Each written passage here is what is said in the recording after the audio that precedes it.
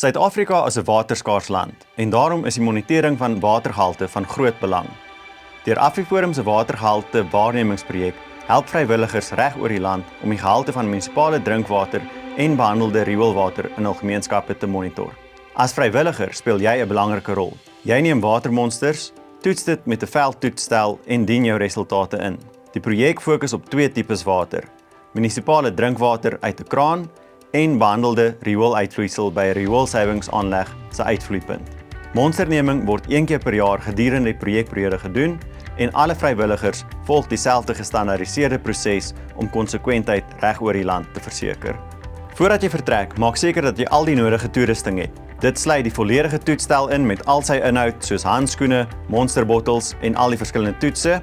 Neem ook 'n selfoon saam waarmee jy foto's kan neem en om die resultate op die toepassing vas te lê. Voordat jy met monsterneming begin, maak seker dat jy handskoene aangetrek het om enige kontaminasie te vermy. Spoel jou monsterbottel uit en versamel die watermonster versigtig.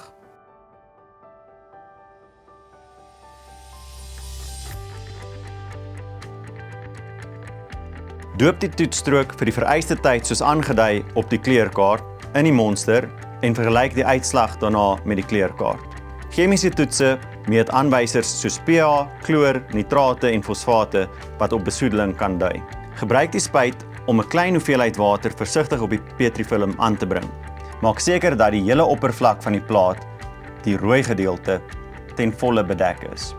Hierdie toets spoor skadelike bakterieë soos E. coli op wat kan aandui dat die water met menslike of dierlike afval besoedel is.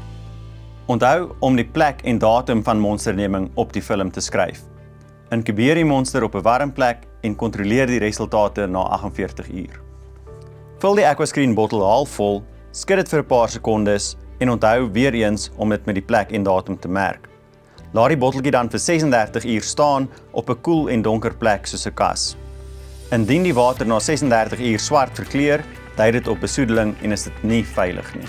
In die geval van 'n kraanwatermonster, teken waarnemings aan soos troebelheid van die water of die teenwoordigheid van kalk, en in die geval van die riooluitvloeisel, teken besonderhede aan soos die toestand van die terrein, sigbare besoedeling, reuke of ongewone verkleuring en enige sigbare infrastruktuurprobleme. Voordat jy jou resultate op die toepassing indien, is dit noodsaaklik om foto's van elke stap van die toetsproses te neem.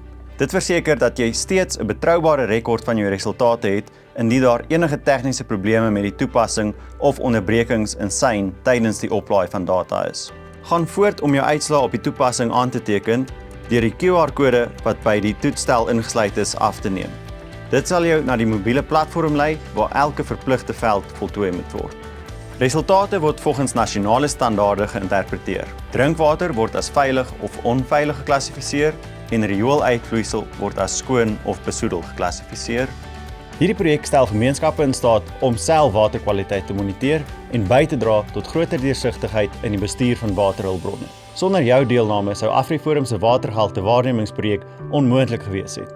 Daarom is ons opreg dankbaar vir elkeen se bydrae.